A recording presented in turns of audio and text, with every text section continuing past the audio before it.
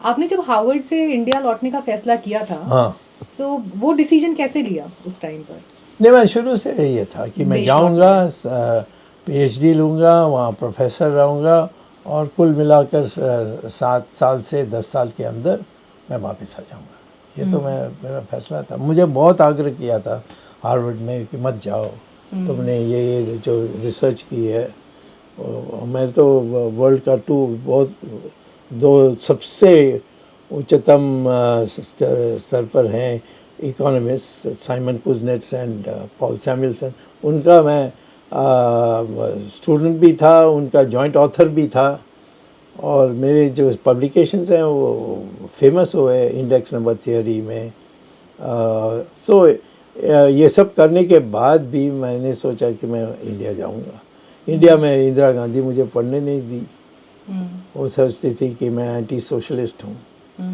Anti socialist तो हूँ, socialism तो सारा दुनिया में फेल हो गया, मैं तो मार्केट के फेवर में हूँ।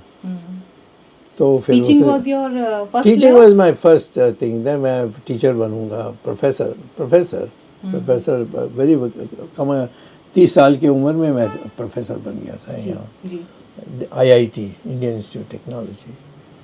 और फिर वो ये काम करने नहीं दिया मुझे।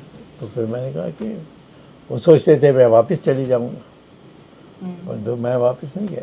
वो जो आपका वेश बदल कर जाने वाला जो किस्सा है इमरजेंसी जी, वो बताएंगे सर एक बार? नहीं, जहाँ तक पार्लियामेंट में जाता मैं इसी मतलब आपने क्या चेंज किया था? कुछ नहीं चेंज किया। तो फिर वो किस्सा क्योंकि कैसा है मैं कि वेश चेंज बदला करने आपने वो तो और- ऐसे ही उड़ गई ना, मैं क्या करूं। अच्छा, मैंने अभी पुस्तक नहीं लिखा इस पर। मैं पार्लियामेंट में इसी ड्रेस में, कुर्ता पजामा, उस दिन गर्मी थी तो मैं ये भी नहीं था। मैं पार्लियामेंट में अंदर गया तो मैं पार्लियामेंट में वेस्ट जाके जाता तो वो मुझे रोक देते।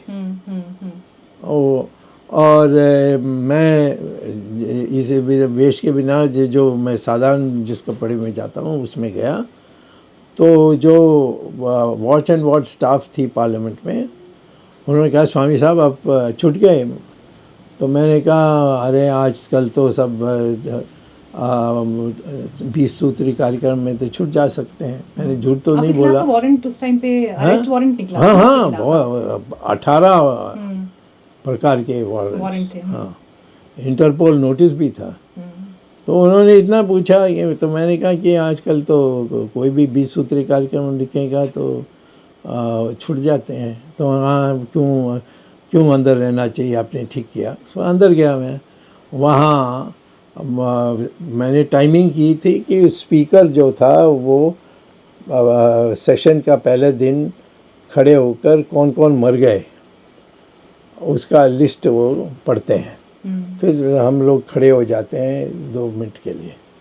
तो बिल्कुल मैं आखिर वक्त में गया जब वो लास्ट नेम पढ़ रहे थे, और मैंने उठकर कहा कि एक पॉइंट ऑफ ऑर्डर जिसको कहते हैं, उस पॉइंट ऑफ ऑर्डर एक व्यवस्था का विषय।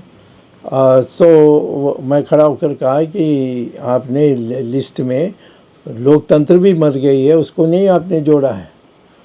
तो स्पीकर ने कहा ये कोई इशू नहीं है, और सबको कहा कि 2 मिनट खड़े हो जाओ। सब खड़े हो गए।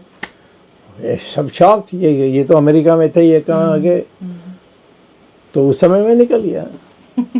और मुझे संघ RSS ने, जो RSS की जो संगठन थी, उस कारण से मैं वहाँ से बॉम्बे गया।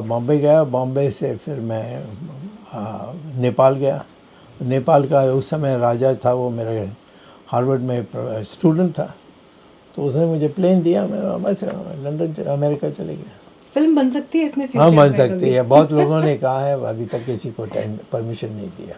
देंगे वैसे भविष्य में कभी राइट्स? हमें देना चाहिए। मुझे लगता है बहुत अच्छी OTT सीरीज बन सकती है। बन सकते हैं। आजकल वेब सीरीज का दौर है, तो इतनी कहानियां है सर आपके पास, इतने किस्से हैं, मतलब ये तो आने ही चाहिए आज की जनरेशन के सामने किसी फिल्म या उसके। और आजकल तो वैसे ही लोग पुरानी चीजों को ध्यान हट जाएगा, इसीलिए मैं नहीं करूँगा अभी।